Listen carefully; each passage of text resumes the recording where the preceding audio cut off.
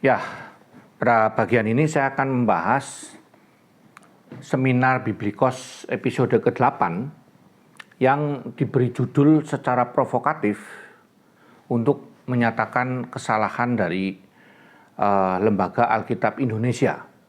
Di situ diberi judul, kalau Yesus itu Tuhan, kenapa Tuhan diserahkan kepada Tuhan? Kira-kira begitu ya.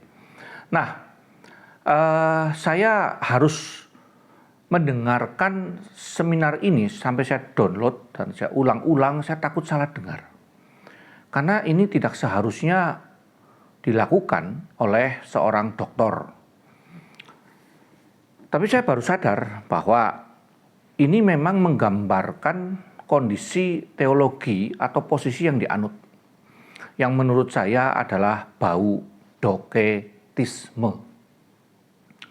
Jadi saya mulai menduga, ini bercuriga saja bahwa Biblikos ini akan dibawa kepada bidat yang namanya doketisme. Sekarang kita akan bahas satu persatu. Pertama bahwa dikatakan ada dua persoalan. Pertama adalah dikatakan bahwa Yesus dipersembahkan di dalam Lukas 2 ayat 22. Dikatakan bahwa Yesus dibawa ke Yerusalem ya, lebih tepatnya begini. Dan ketika genap waktu pentahiran, nah ini tentu pentahirannya si Maria ya. Menurut hukum Taurat Musa, mereka membawa dia, Yesus, ke Yerusalem untuk menyerahkannya kepada Tuhan.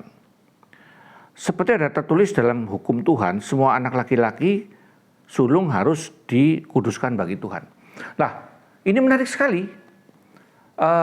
Pertama, saya nggak akan bahas yang bagian ini, bahwa katanya diserahkannya itu salah karena tidak ada katanya. Jadi dia dibawa untuk diserahkan, gitu. Dia dibawa kedua orang tuanya untuk diserahkan, nggak boleh pakai katanya. Nah, saya nggak akan membahas soal katanya ini. Yang sedang saya bahas adalah begini. Menurut Sifu, nggak mungkin, karena Tuhan nggak mungkin diserahkan kepada Tuhan. Lukas 2 ayat yang ke-11 itu adalah pesan gembala malaikat kepada gembala. Dikatakan ayat 11, hari ini telah lahir bagimu juru selamat yaitu Kristus Tuhan di kota Daud.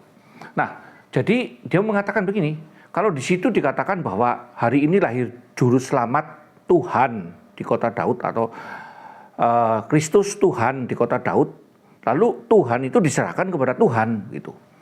Jadi menurut dia tidak pas atau tidak proper. Nah, saya akan menjelaskan bahwa seluruh penjelasannya dia yang begitu panjang lebar untuk satu ayat itu sangat salah di dalam menafsirkan. Pertama, Yesus dipersembahkan ke Bait Allah itu dia sudah jelaskan sebagai anak sulung yang harus dipersembahkan kepada Tuhan. Nah, kata persembahkan ini sebenarnya menggunakan kata paristemi. Kata paristemi itu jangan dianggap bahwa itu harus dipersembahkan, disembelih. Jadi Yesus menjadi korban bagi pentahiran Maria. Salah itu. Dipersembahkan di sini artinya dipresentasikan. Atau lebih tepatnya mungkin didedikasikan. Tuhan berkata, anak sulung, semua yang sulung miliknya aku. Karena aku mengorbankan anak sulung di Mesir dan kamu dilewatkan, maka itu milikku. Jadi Yesus dibawa ke sana, Bait Allah. Maria dan Yusuf mau berkata, Tuhan, inilah milikmu.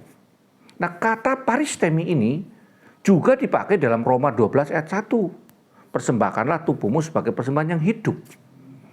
Jadi didedikasikan maksudnya. Bukan demi pentahiran Maria, Yesus dikorbankan. Waduh, saya tidak ngerti itu. Dari mana itu pikiran itu muncul.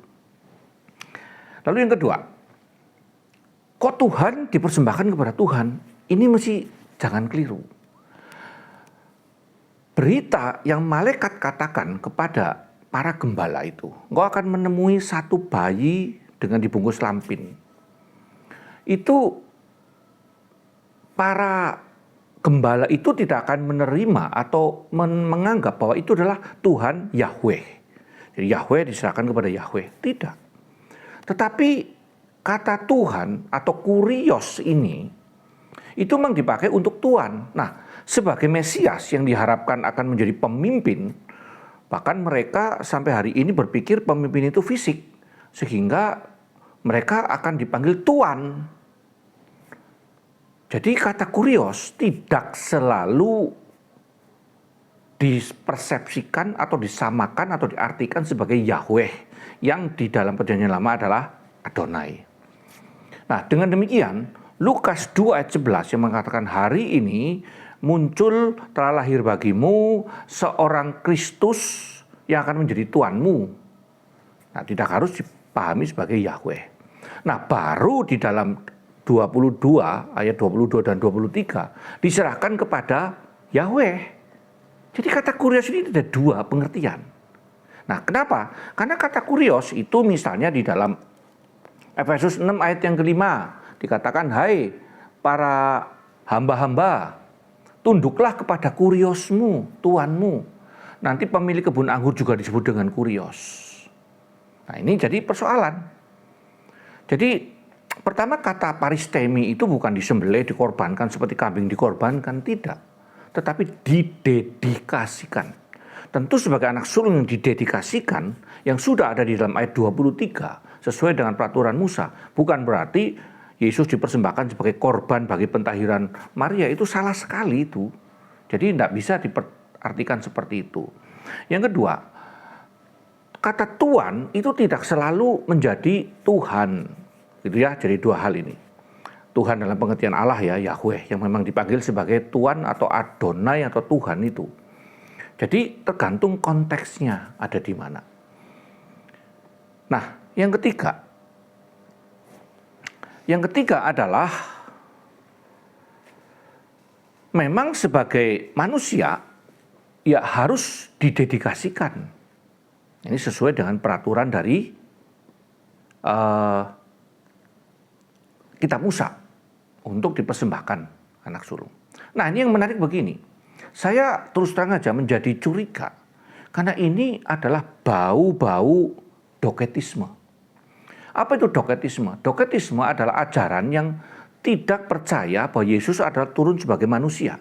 Dia adalah Allah sejati yang kelihatannya saja turun gitu. Kata dokeo jadi menjadi kata doketisme itu seakan-akan seperti.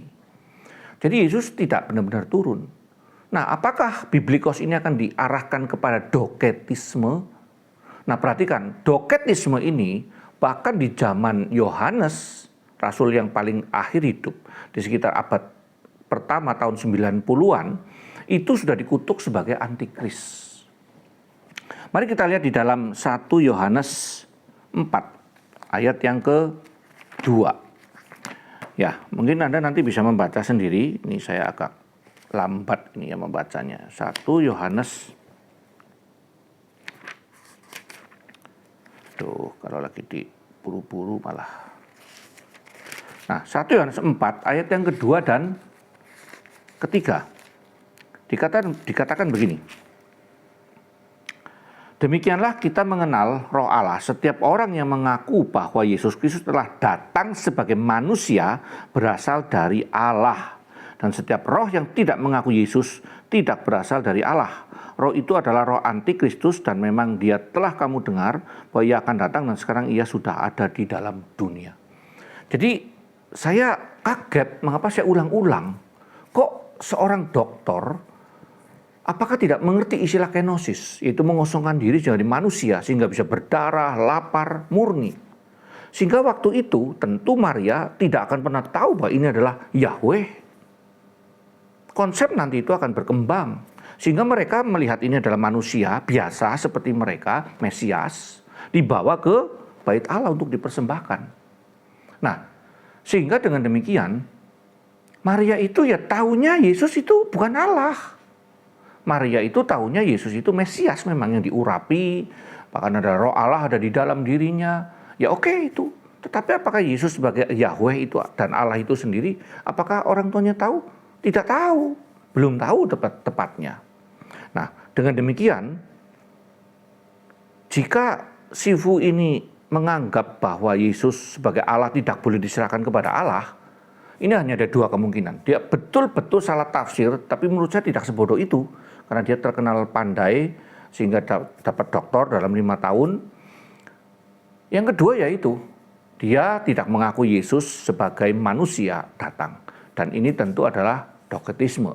Dan doketisme di dalam Perjanjian Baru bahkan menjadi istilah teguran sebagai antikristus. Nah, Anda para pengikut biblikos atau biblikosisme begitu ya, itu hati-hati ya. Anda mesti mulai sekarang perhatikan seluruh khotbah-khotbahnya dari sana. Mereka siapapun yang khotbah di situ, apakah mengakui Dwinatur Kristus, yaitu Yesus yang adalah Allah, mengenakan kemanusiaan, menjadi 100% manusia, 100% Allah. Nah, kalau mengakui, tidak perlu heran bahwa Yesus dipersembahkan, didedikasikan. Karena kata paristemi itu dipakai untuk kita juga, manusia yang biasa orang beriman, untuk mempersembahkan hidup sebagai persembahan yang hidup. Dengan demikian,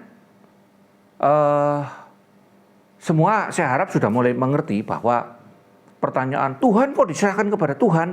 Tunggu dulu. Di sini adalah Tuhan Kurios, Mesias manusia. Mereka mengertinya Mesias manusia, manusia Mesias. Diserahkan kepada Tuhan Adonai Yahweh. Oke, saya kira ini cukup. Berharap Anda, para pembenci, boleh silakan merespon. Nanti saya akan baca. Anda yang ragu-ragu sekarang jadi tahu bahwa pada episode ke-8 ini salah total. Nah, saya kira nanti saya akan membahas di dalam episode 9. Seperti ini aja, saya tidak akan membahas kesalahan-kesalahan, saya hanya akan membahas yang benar yang bagaimana. Saya simpulkan aja ya dalam satu kalimat. Yesus diserahkan ke bait Allah karena dia anak sulung manusia. Sebagai manusia harus diserahkan kepada Allah, didedikasikan kepada Allah. Bukan menjadi korban persembahan pentahiran Maria. Yang kedua, pada waktu itu mereka tidak tahu bahwa itu adalah Allah yang menjelma jadi manusia, sehingga mereka tahunya adalah manusia. Dengan demikian, tidak usah pusing kenapa Tuhan dipersembahkan kepada Tuhan, karena Tuhan di sini berarti Tuhan manusia atas manusia dipersembahkan kepada Yahweh. Henok.